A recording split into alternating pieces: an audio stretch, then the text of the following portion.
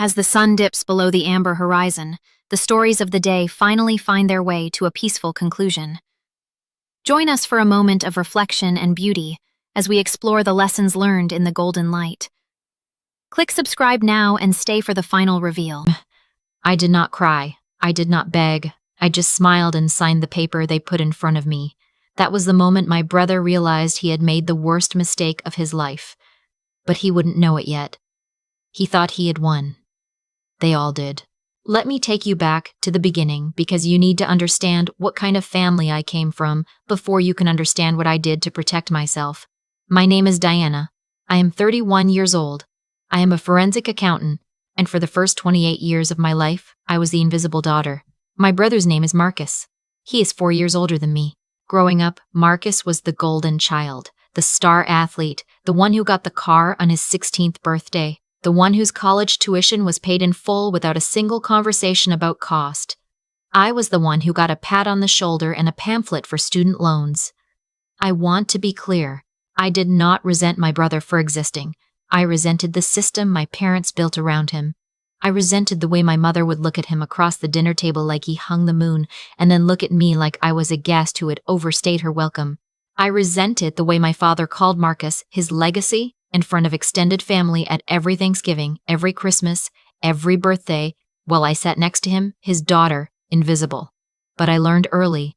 I learned to be quiet. I learned to work twice as hard because no one was going to hand me anything. I got my own scholarships. I paid my own way through college and then through my certification program. I built my career from nothing, and I built it carefully, the way you build something when you know there is no safety net underneath you. Then my father got sick. It started 3 years ago. A diagnosis that nobody wanted to say out loud at first. Parkinson's, progressing faster than the doctors initially predicted. My mother called me, not Marcus, me, because Marcus was too busy with his construction business and his wife and his 2 kids in Phoenix. I was the one who lived 40 minutes away. I was the one who showed up. For 2.5 years, I was there every weekend. I managed his medications. I coordinated with his doctors.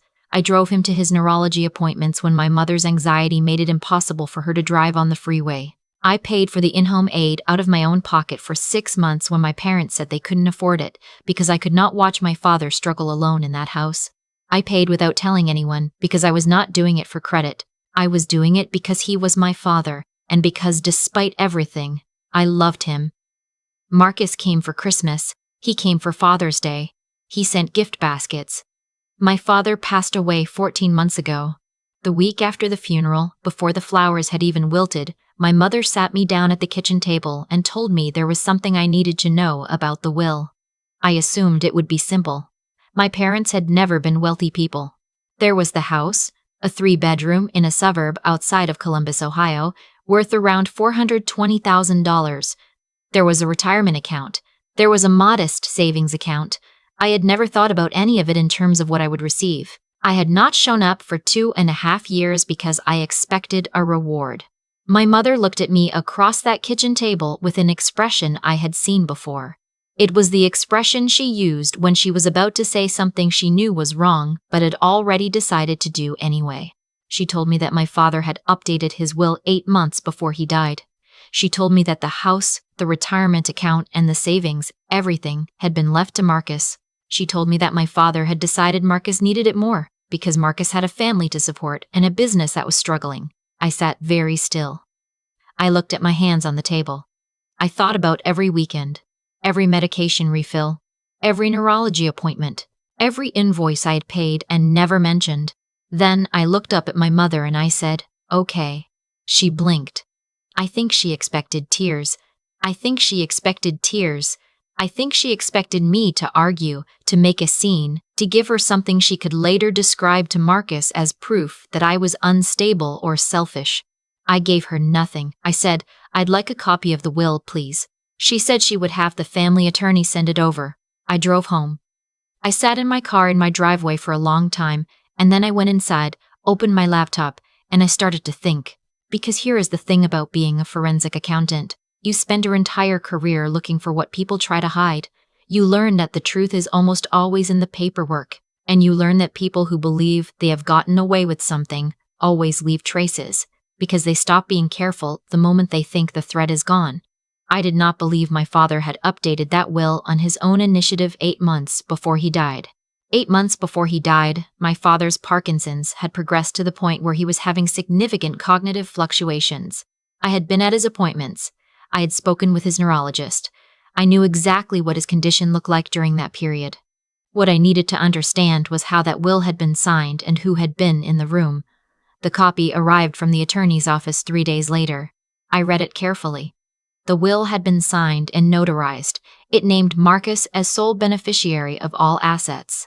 It had been executed at a private notary office in Columbus, not at the family attorney's office where my parents had done all of their estate planning for the previous 20 years. That was the first thing that caught my attention. The second thing was the date. The will had been signed on a Tuesday in March, 14 months before my father died. I pulled out my phone and I checked my records. On that Tuesday in March, I had taken my father to a cardiology follow-up appointment in the morning. I had dropped him back at the house at approximately 12:30 in the afternoon. The will had been signed at 2 o'clock. My mother had told me she was at a church committee meeting that afternoon.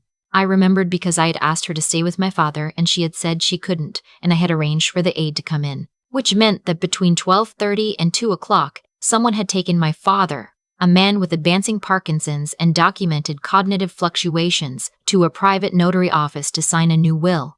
And my mother claimed to have been at church. I needed to know who that someone was. I did not call Marcus. I did not call my mother. I did not call anyone in my family. I called a probate attorney I had worked with on a previous case, a woman named Carol, who specialized in will contests and elder law. I asked her to meet me for coffee. I laid out everything I knew, the timeline, my father's medical history, the change of notary, the beneficiary change. Carol listened without interrupting, and when I finished, she set down her cup and said, "Diana, what you're describing has the elements of undue influence and potentially testamentary incapacity. The question is whether you can prove it." I told her I intended to find out. Over the next 3 months, I worked quietly and I worked carefully. I requested my father's complete medical records from his neurologist, cardiologist, and primary care physician. His neurologist, who had treated him for 2 years and knew him well, reviewed the records from that March period and provided a written statement noting that my father had been experiencing significant executive function impairment during that window, and that he would have had concerns about my father's capacity to execute legal documents without proper cognitive evaluation. I obtained the records from the private notary office. The notary had not performed any capacity screening. There was no documentation of any assessment. There was only a signature. Then I did what I do for a living. I looked at the money. I had paid 6 months of aid invoices out of my personal checking account. I had the bank records. I had the invoices from the agency. Total, $22,400. Paid in full, directly, with no reimbursement requested or received. I also found something I had not expected to find. Marcus's construction business, the one my mother had described as struggling, the justification for why he needed everything, had received a wire transfer of $75,000 from my parents' joint savings account 11 months before my father died. The memo line on the transfer read, "Family loan." There was no promissory note. There was no repayment schedule. There was no documentation of any kind that this was a loan rather than a gift. And it had been made during a period when my father's cognitive capacity was already in documented decline. I found the transfer because my father, bless him, had been meticulous about his personal finances his entire life. He kept paper records. My mother had given me access to his filing cabinet to help sort through his affairs after he passed, and I had been thorough. I said nothing. I made copies of everything, and I kept them in a folder that I stored at my office, not at my home. Marcus filed the will for probate 2 months after my father's death. The process moved forward without any challenge from me. Marcus and my mother believed it was settled. My mother stopped calling as often. When she did call, she was warmer than she had been in years, the relief of someone who expected a fight and did not get one. I let them believe that. 4 months after probate opened, Carol filed a formal will contest on my behalf, citing testamentary incapacity and undue influence. We attached my father's medical records, the neurologist's written assessment, the timeline discrepancy, and the documentation showing the change in notary. Marcus called me within 2 hours of receiving the notice. He was not warm. He was not brotherly. He told me I was being vindictive. He told me I was trying to punish him for having a family and a life while I was obsessed with being the good daughter. He told me that our father had loved him more, and I'd never been able to accept that.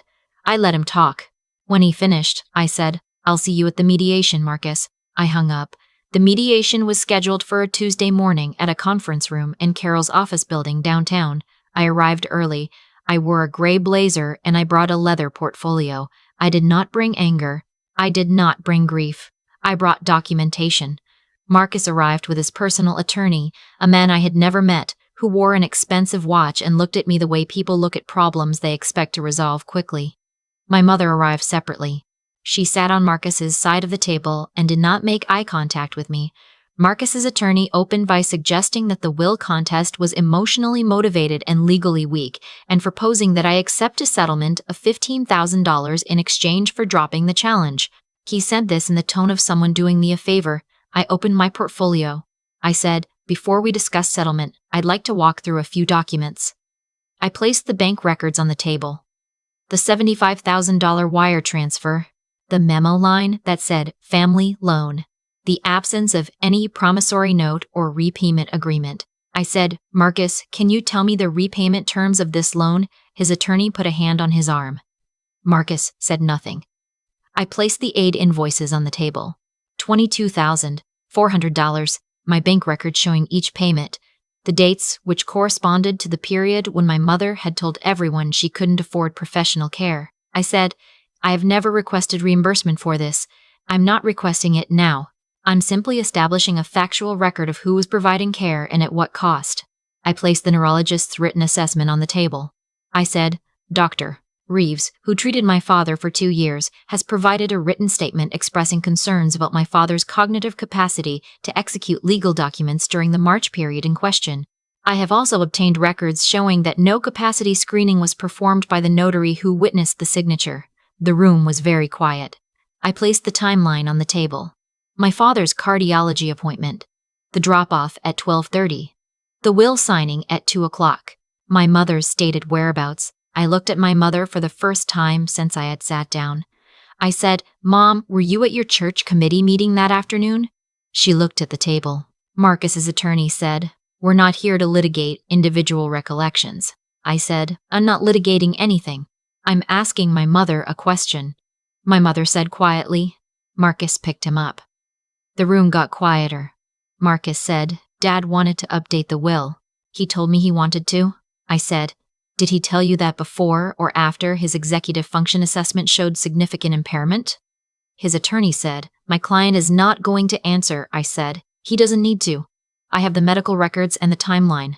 What I'm interested in is whether we resolve this here or whether we proceed and make all of this part of the public court record." I leaned back in my chair. I said, "I don't want the house, Marcus. I want what's fair. I want what's fair. I want acknowledgement that what happened to that will was not right. And I want the $75,000, which was taken from our parents' joint assets during a period of documented cognitive decline, addressed as part of this settlement." His attorney asked for a recess. They were gone for 22 minutes. I sat with Carol and drank water and looked out the window at the parking lot below. When they came back, Marcus looked older than he had 45 minutes ago. His attorney sat down and began talking about a revised settlement framework. What we reached by the end of that afternoon was this: the house would be sold and the proceeds split equally between Marcus and me. The $75,000 transfer would be treated as an advance against Marcus's inheritance share, reducing his portion of the estate accordingly. I would withdraw the will contest. Neither party would pursue further legal action. Marcus did not look at me when we signed. My mother cried in the parking lot. I stood next to her for a moment. I did not feel triumphant. I felt tired, in the way you feel tired after carrying something very heavy for a very long time and finally being allowed to set it down.